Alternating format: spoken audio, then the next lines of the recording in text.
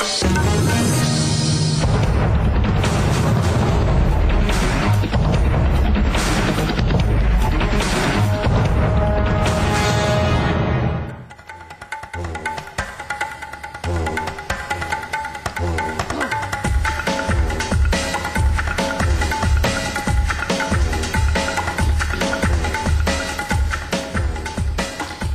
मैं हूं अजय कुमार और आज हम मौजूद हैं जनता के एजेंडा में पुणे में। पुणे दरअसल देखा जाए तो मराठा गौरव का इतिहास ही नहीं रखता, बल्कि एक तरह से पूरे उसके महत्व को अपने साथ जोड़ता दिखाई देता है। महाराष्ट्र के चुनाव में मराठा गौरव दरअसल कितना बड़ा कार्ड बनता दिखाई देगा, आइए इस पर चर्चा शुरू करते हैं। हमारे साथ भारतीय जनता पार्टी से उज्जवल खेलकर साहब मौजूद हैं, अशोक राठी जी हमारे साथ एनसीपी से मौजूद हैं, कमल बहारे जी हमारे साथ कांग्रेस से मौजूद हैं और वसंत मोहरे जी एमएनए से इस वक्त हमारे साथ मौजूद हैं।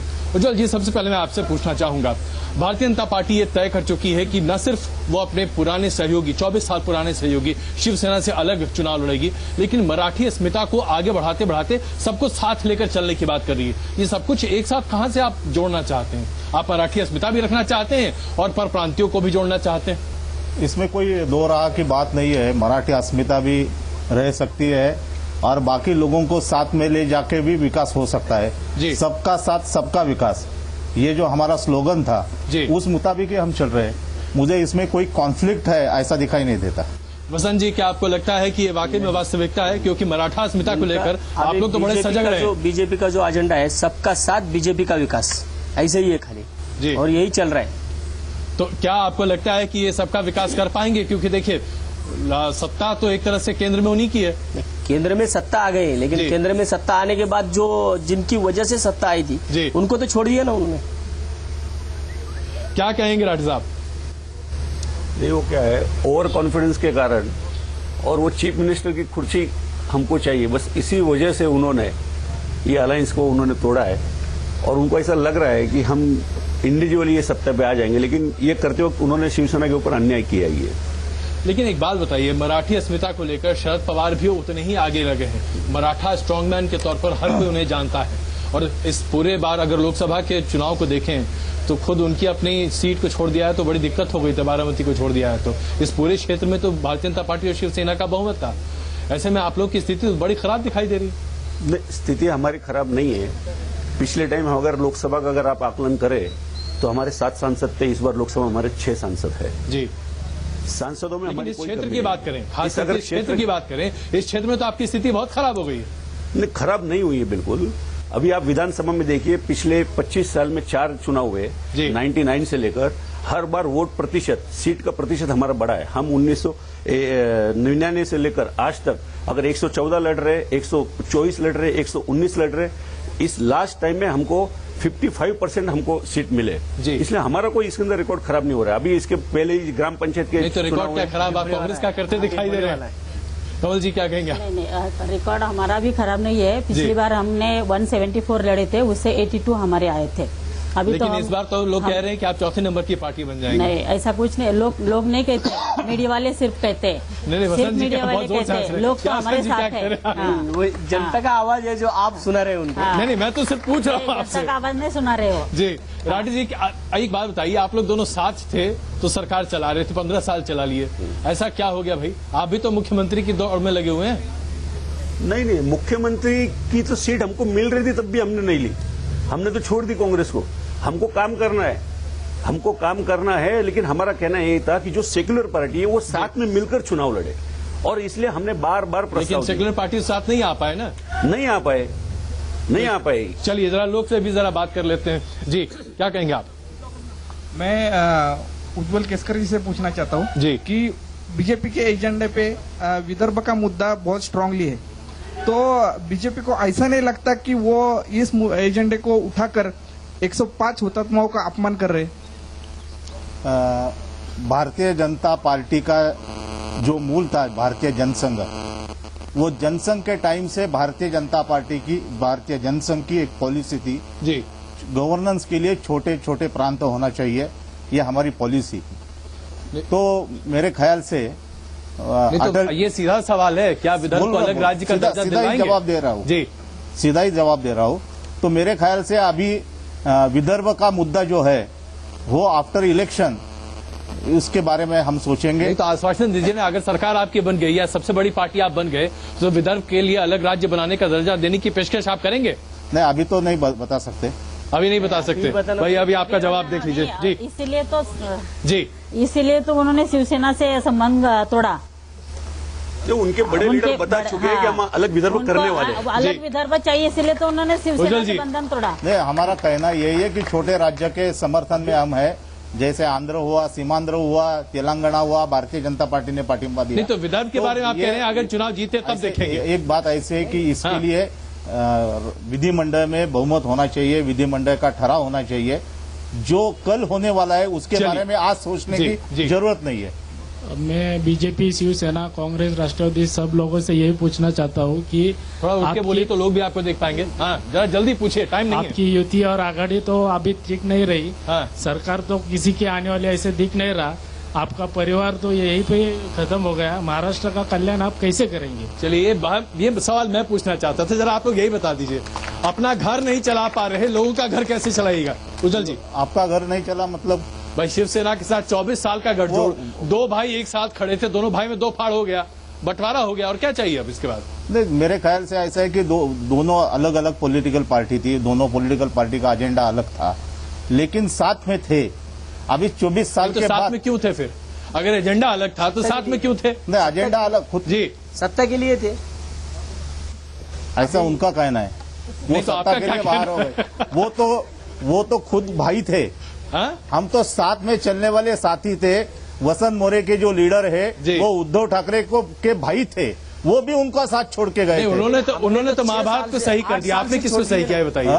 उन्होंने तो महाभारत को सही किया, आपने किसको सही किया? हमने ऐसा कहा कि हम अपना एजेंडा लेके हम चलेंगे। जी, और सवाल लेते हैं। आप लोगों को कुछ नहीं पूछना है? जी मैडम, मैं ये पूछना चाहती हूँ, अभी थोड़ी देर आपने बोला है कि कल के बारे में आज क्यों सोचे, तो हम जो जनता कल का सपना देख रही है कि आप में से कोई आएगा और महाराष्ट्र का विकास होगा। नहीं, मैंने सिर्फ विदर्भ के बारे में कहा, और विदर्भ के बारे में जो लीगल फॉर्मेलिटीज है वो जब तक पूरी नहीं होती तब तक उसमें बहस करना अच्छा नहीं है, ऐसा मैंने कहा। कल के लिए ये सब तो कल के लिए ही हम आपके सामने आ जाए ना। नहीं तो कल का एजेंडा तो बताइए, कल का एजेंडा तो बताइए। आप लोग कोई नहीं बता पा रहे राठी साहब। शायद हो सकता है उनकी दिक्कत ये है कि ऐसा ही एजेंडा लोकसभा में दिखाया था, लेकिन ये 100-125 दिन में हो नहीं पाया, इसलिए वो नहीं दिखा पा रहे। नहीं तो आप भी तो नहीं चाह पाए ना। 15 साल साथ रहने के बाद मालूम है हम तो साथ में है ना। हम तो जिला परिषद, नगर परिषद, महानगर पालिका में अलग अलग चुनाव भी लड़ते हैं। हम तो साथ में 1999 में भी अलग चुनाव लड़े थे, लेकिन हमारा गठबंधन अटूट ही था, लेकिन सेक्युलर के नाम कर हमारा अटूट था। लोकसभा में हम साथ लड़े जी, और इसलिए हमको कोई दिक्कत नहीं। तो अभी क्यों अलग हो गए आप लोग ये बताइए? और वो भी जैसे ही इनका गठबंधन टूटा, उसके 4 घंटे में आपने भी तोड़ दिया। क्यों तोड़ दिया भाई? 4 घंटे में घटना नहीं होती है। 4 घंटे में कोई घटना नहीं होती है। बहुत दिनों से काफी लीडर सीटों के बंटवारे के ऊपर आपस में बात कर रहे थे। अब जब सीटों का बंटवारा सही तालमेल नहीं बैठ रहा है तो उसमें गठबंधन नहीं हो रहा है। तो अगर मान लीजिए 2 लीडर आपस में बैठकर तालमेल नहीं कर पाते हैं तो इतनी बड़ी जनता जिसकी अलग अलग जरूरतें हैं उसको कैसे पूरा कीजिएगा आप? नहीं, ये तो एक पार्टी के अंदर भी 10 लीडरों में मतभेद हो सकते हैं, ऐसा कुछ नहीं है। ये तो 2 पार्टियां अलग अलग। नहीं, ये ऐसा नहीं है, क्योंकि हमारी तो नेशनल पार्टी है जी, नेशनल लेवल की पार्टी है हमारी। हम तो पहले से ही चाह रहे थे हमारे सब वर्कर कि हम 288 सीट लड़े। गठबंधन तो किया था, ठीक है, कोई पर्याय नहीं था इसलिए हमने गठबंधन किया था। 15 साल हमने दोनों ने मिलकर अच्छा काम भी किया, लेकिन सीटों के बंटवारे में जब प्रॉब्लम आ गया तो हमारी तो नेशनल पार्टी है। हमको महाराष्ट्र लेवल पे हमारी पार्टी नहीं है, हमारी नेशनल पार्टी है। तो हमारा नेता ने बोल दिया, आपने छोटे भाई को किनारे कर दिया। बैठो, चलो चलिए हम इसी के साथ यहाँ पर रुकते हैं कुछ देर के लिए, एक छोटा सा ब्रेक। बने रहिए हमारे साथ, इसके बाद आकर कुछ और मुद्दों पर बातचीत करेंगे। आखिरकार क्या जनता के साथ किए गए वायदों पर ये तमाम नेता खरे उतरेंगे? बने रहिए हमारे साथ।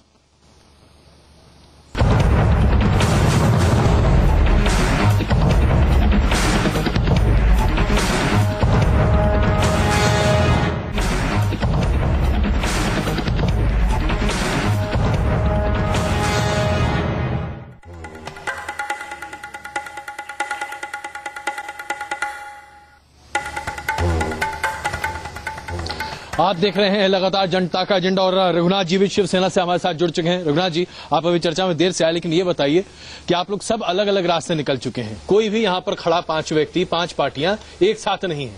जनता की बात कौन सोच रहा है यहाँ पर? शायद जनता शिवसेना के साथ में है।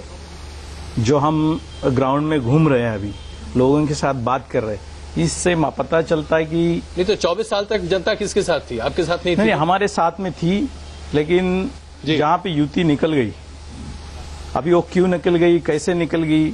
जब एक टाइम ऐसा था कि जिनके नाम में कहां पे में मिलो तो जय श्री राम कहते थे जी, लेकिन मुंह में राम और बगल में छुरी, ये 25 साल के बाद में पता चला। उज्जवल जी, और अच्छा हुआ छुरी तो अभी कहाँ बोल दिया आपने भाई? नहीं, एक बात ऐसी है, रघुनाथ जी को मालूम है या नहीं, लेकिन मैं आपके माध्यम से जनता को बताना चाहता हूं कि भारतीय जनता पार्टी शिवसेना का की जो गठबंधन था वो पुराना था, और वो पुराना गठबंधन आगे चालू रखने के लिए भारतीय जनता पार्टी जिम्मेदारी किसकी थी? बड़ा कौन, आप या ये? दोनों समान थे। दोनों समान थे, तो जिम्मेदारी समान थी। समान थी। ये तो कह रहे हैं कि आपने छुरी भोग दी। चलिए जरा लोग से पूछ लेते हैं, कुछ भी भाई कह कितनी सकते हैं छुरी ना। भोग की गई? जी साहब। मुझे लगता है जैसे न्यूज चैनल ने खड़ा किया है वैसे युति होने लगती है, ऐसा दिखाई दे रहा है, और बीजेपी अलग से खड़ी है। अच्छा, ऐसा है कि मेरा सवाल ये है इन दोनों से, एनसीपी और कांग्रेस से, कि पिछले 5 सालों में फाइलों पर सही साइन होना एक इवेंट होता था, और पिछले 1-2 महीने में हजारों फाइलें साइन हुई। क्या एनसीपी की एक भी फाइल साइन नहीं हुई इसलिए एनसीपी अलग हो गई? जी जल्दी। हमारे डिप्यूटी सीएम जो है अजीत पवार, उन्होंने खुद ने इस बारे में अभी मीडिया को बताया था कुछ दिन पहले भी, कि पिछले कई सालों से बार बार वो डिमांड कर रहे थे कि फाइलों का निपटारा जल्दी हो, महाराष्ट्र के जो जनता के सवाल है, जो कुछ खामियां हैं उसके अंदर, वो पूरी करने के लिए अगर मंत्रिमंडल में डिसीजन होता है। था अजीत पवार का नाम उसमें आ रहा था, तब तो आप कुछ नहीं कह रहे थे। किस बारे में? अजीत पवार का नाम इरिगेशन स्कैम में सामने आने की बात दिखाई, तो उसके ऊपर एक समिति गठित हुई ना, उसके ऊपर समिति गठित की, हम सब ने मिलकर की, उसका भी रिपोर्ट आया, और उस रिपोर्ट के अनुसार ही सब काम हुआ है। जी, स्टेट के विकास के जो फाइलें थे वो तो झटझट हो गई थी। किसी की पर्सनल फाइल अगर अटक गई तो उसमें हमारा दोष नहीं ना, पर्सनल फाइल बनाने की। फिर अभी 2 महीने में सैकड़ों फाइलें क्लियर हुई, 2 महीने में सैकड़ों फाइलें क्लियर हुई, उसमें पर्सनल कितनी थी? यही हमारा कहना था, ये सैकड़ों फाइलें पिछले 2-3 साल में होनी चाहिए। विकास के ही फाइल साइन हुई। उठ के बोलिए जी। NCP or Congress for the last 15 years they were in power in Bombay, in Maharashtra. You guys had the power. Ministry of Agriculture and Forest and Wildlife was under your protection. सवाल. And the question is, still the suicides were, taking place in Maharashtra. And I also would like to question BJP that what is your solution for the suicides that are taking place in Maharashtra? जी. आप कोई समाधान है आपके पास किसानों की आत्महत्या को लेकर? पूरा समाधान है। 13,000 से ज्यादा लोग तो ऑफिशियल आंकड़ा है, 33,000 से ज्यादा अनऑफिशियल है। 30,000 से ज्यादा शेतकरियों ने आत्महत्या की है महाराष्ट्र के लिए। समस्या का समाधान क्या, ये बताइए। समाधान है क्या? भारतीय जनता पार्टी। अलग राज्य? अलग राज्य है सवाल। फिर आप एजेंडा डिक्टेट करें या जनता एजेंडा डिक्टेट करें? अलग राज्य करेंगे तो ज्यादा से ज्यादा लोग और बीजेपी का छुपा एजेंडा ही ये है कि महाराष्ट्र से बम्बई अलग करने का और महाराष्ट्र से विदर्भ अलग करने का, वो उनका छुपा एजेंडा ही है। इनको हमारा छुपा एजेंडा इनको कैसे पता चला? नहीं तो हो सकता आप लोग दोनों का सहयोग हो रहा।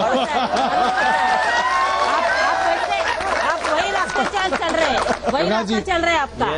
ओपन एजेंडा हो गया ना आपका छुपा एजेंडा क्या, ये बता दीजिए। हमारा ऐसा कोई एजेंडा नहीं था, आज भी कुछ नहीं है। जो भी एजेंडा है वो महाराष्ट्र के सामने उद्धव जी ने रख दिया है, और शिवसेना प्रमुख ने पहले दिन से आज तक जब भी किसानों की कुछ हत्या हुई है, किसानों के साथ में उन्होंने जब भी चाहे तो उद्धव जी ठाकरे ही पहले नेता है महाराष्ट्र के। नहीं तो आप लोग समाधान नहीं बता रहे हैं ना, कोई समाधान नहीं बता रहा। 5 साल आप भी सरकार चला चुके थे, समाधान बताइए उस टाइम उस टाइम अगर आपने देखा होगा तो फार्मरों की जो दिक्कत थी, जब हम साथ में थे महाराष्ट्र में राज्य चला रहे थे तो एक भी शेतकरी ने आत्महत्या नहीं की। चलिए, यानी कि अभी भी बहुत सारे सवाल हैं जिनका जवाब नहीं है, और मैं आप सबको का धन्यवाद देना चाहूंगा। वक्त की कमी की वजह से इस चर्चा को हमें यही खत्म करना पड़ रहा है, लेकिन हाँ इतना तय है कि पहले अपनी सोच ले, उसके बाद शायद जनता की बारी आती दिखाई देगी। आप लोगों का बहुत धन्यवाद इस चर्चा में शामिल होने के लिए।